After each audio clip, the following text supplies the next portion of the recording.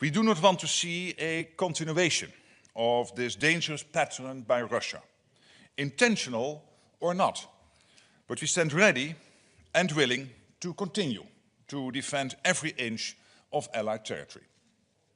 Our posture on land, at sea and in the air is serving us well.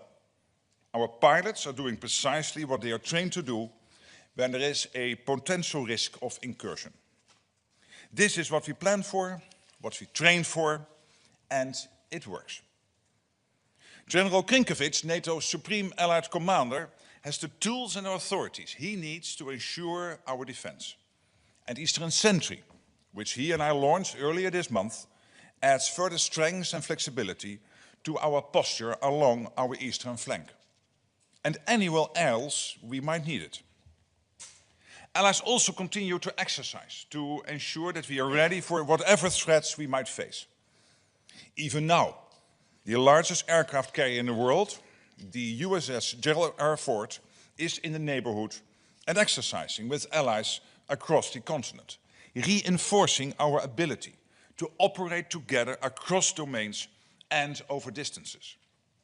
This long-planned defensive exercise, unrelated to current events, is highly relevant to our availability and ability to do what NATO was founded for, to deter and defend.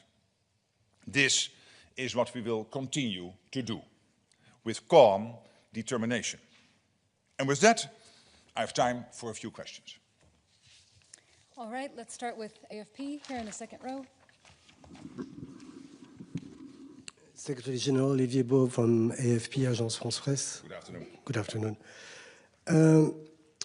After what you said and after reading the statement issued by NATO today, does that mean that NATO is going now to shoot any manned or unmanned Russian aircraft which violates the alliance airspace? Will it be enough to deter Russia? I mean, the statement you just made, do you think it will be enough to deter Russia after this pattern we all see after 3 incidents? Well, the decisions on whether to engage intruding aircraft, such as firing upon them, are of course taken in real time, are always based on available intelligence regarding the threat posed by the aircraft, including questions we have to answer like intent, armament, and potential risk to Allied forces, civilians or infrastructure. And as I said, SACEUR, our Supreme Allied Commander, has the overall prerogative and responsibility and also all the possibilities.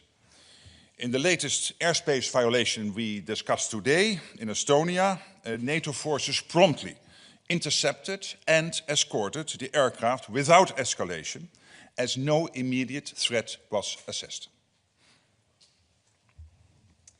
All right, fourth row, all the way on the end.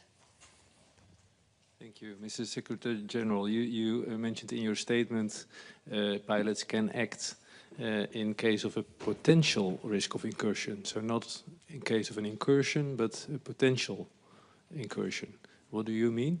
What I'm saying is that our military system works like this, that we will always assess the dangers, whether it is a direct threat to our overall defense, our posture, and that we will always act accordingly. But in this case, there was no immediate threat assessed. So what happened is that Swedish, Finnish, and Italian aircraft were active to make sure that these 3 MiGs were moved out of Estonian airspace.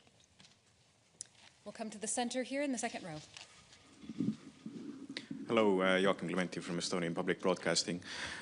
My question is, aren't we fundamentally addressing the wrong issue? As you said yourself, in both cases, in Poland and in Estonia, NATO's air defense was effective, everything worked according to plan. So why, in terms of Eastern Sentry, are we then talking about strengthening our air defense? Isn't the fundamental question about why Russia even dares to, whether intentionally or not, to breach our airspace? Shouldn't we be moving assets to the eastern flank which pose a credible threat to Russia? I mean, we're a defensive alliance, but for deterrence to work, they have to believe that if they cross a line, we will also counterattack. So my question is quite simple, really. Is the alliance prepared to scare the Russians to make these things stop? Of course, but we always have to do that in a way that we assess the situation. And our air defenses did exactly what they are designed to do, both in the case of Poland with the drones, as in the case of your country, Estonia, with these 3 MiGs. We reacted quickly and decisively. We brought together, as I said in my statement, about 10 days ago now, Eastern Sentry, which will help to basically strengthen even further our deterrence and defense on the eastern flank and also in other parts of NATO territory where necessary. And of course, as we also said in the presser here about 10 days ago, we are constantly learning and adapting our technology and our tactics based on the evolving threat landscape. And that includes drones. So one of the reasons why we launched Eastern Sentry is to make sure that these latest drone technologies and that long term it is not sustainable to take down a, let's say, 1,000 or 2,000 costing drone by a 500,000 or 1 million costing missile.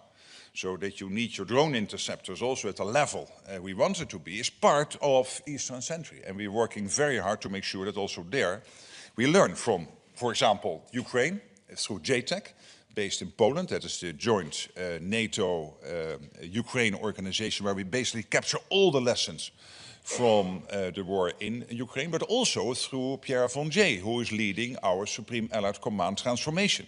And he works very well together and closely together with our Supreme Allied Commander Europe, General Krinkovic, to make sure that not only do we have the deterrence and defense on the eastern flank, but we also implement as quickly as possible these latest drone technologies. All right, on the right behind the cameras, please. Thank you. Ansgar Hase, German press agency, DPA. Secretary General, I'm here. Hello. How do you assess the influence of previous events, such as the destruction of the Nord Stream pipelines on NATO's current decision-making? Would it be, in your view, easier to respond more decisively if events like this had not happened? Thank you. I don't understand the question, because when it comes, of course, to the critical undersea infrastructure in general, we launched Baltic Sentry. And Eastern Sentry, of course, is a separate activity now, bringing together many allies, but also taking all the lessons from Baltic Sentry, which was about after the latest events happening on the 25th of December last year between Estonia and Finland. We brought together that activity, and why? Not only to make sure that we are able to track and trace and where necessary to intervene, but also to implement the latest technologies, including undersea drones, etc., including bringing together our best experts in both modes, so shape, but also our Allied Command transformation. Under the leadership of Pierre von Jay. And that's exactly what we are doing here with Eastern Sentry. So we are taking lessons from that and we are implementing this with speed. Coming over to this side, Reuters in the third row, please. Thank you, Secretary General. Andrew Gray from Reuters. Are you, as part of reviewing what happened the other day, going to look again at rules of engagement, or are you confident that they are fine as they stand? And following up a broader question, NATO, at the heart of NATO is the idea of deterrence. At the moment, it seems like deterrence is not working because Russia is undertaking these incursions. So do you need to do anything more in order to make your deterrence more credible? Well, I think what the Russians saw is that we are willing indeed to defend every inch of Allied territory. It's exactly what happened in Poland when a Dutch F-35 shot down Russian drones. But also when it comes to Estonia, where thanks to the Finns and the Swedes and the Italians, we were able to escort these 3 MiG-31 out of Estonian airspace. And our message to the Russians is clear. We will defend every inch of Allied territory. We will make sure that we can always defend and deter where necessary. We are a defensive alliance, yes, but we are not naive. So we see what is happening. And whether it is intentional or not, if it is not intentional, then it is blatantly incompetence. Of course, even if it is incompetence, we still have to defend ourselves. The fourth row, the gentleman with his hand up there, fifth one in. Thank you very much. Antonio Fumagalli for Neue Zürcher Zeitung. Hi, Secretary General. A question, sorry, I'm too close. Is it politically wise to invoke Article 4 now within a couple of days twice? Because, of course, you are sending a signal to Russia, a signal of nervousness, maybe, and this will be listened like this in Russia, of course. And the more practical question about the incident in Estonia, what can you tell us about the Russian fighter jets? Were they armed, actually, in this moment? Thank you. Well, to begin with your first question, I think these two Article 4s are both warranted. And it had to do first with the impact of the drone threat to Poland. This was a multiple amount of drones, so this was different from some other incursions. So I think it was totally clear that the Polish government had to invoke Article 4, and I think it was very useful. And also here, when it comes to Estonia, last Friday, when you look at the location and the duration of the presence of these MiG-31 in Estonian airspace, I think it is absolutely warranted that we had this Article 4 consultation. But let me also make very clear that our Supreme Allied Commander has all the authorities he needs, that this alliance has all the capabilities it needs to, whenever the Russians, whether it is intentional or not, but blatantly, be it incompetence, but at least being reckless and being irresponsible, try to invade Allied airspace, NATO airspace, then we will react. They know, and we will defend ourselves. There's no doubt. The woman in the second row. Thank you. Susana Freires, SIC Portugal. You were mentioning a promptly response from NATO, but don't you think that 12 minutes of MiG-31 flying around Estonian skies is too much? Was it that fast?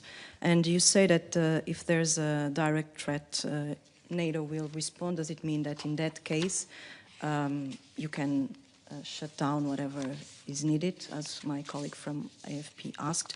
And if I may, regarding what happened in Denmark, do you see any connection with these threats in Romania, Estonia, and Poland? Is there a link with what happened in To your first question, we will always react with calm determination, because we have all the defensive systems in place to make sure that we can defend every inch of Allied territory. That's what we have shown, both in the Polish case as well as in the Estonian case. And I really commend the fighter jet pilots from Sweden, from Finland, and of course from Italy in the Estonian case, but also Germany and Italy and the Dutch when it comes to the Polish situation a week ago, for acting so decisively and so quickly.